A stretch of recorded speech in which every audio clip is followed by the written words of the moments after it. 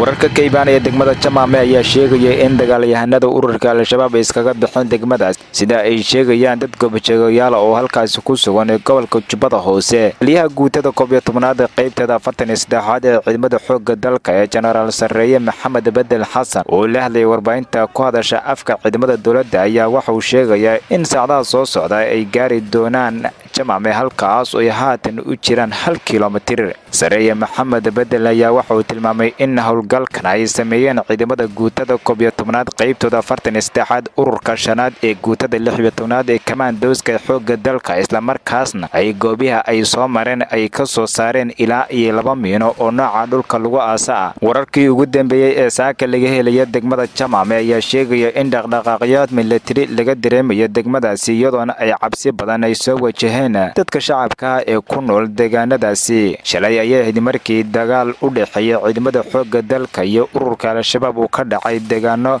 ka tirsan gobolka Jubbada Hoose.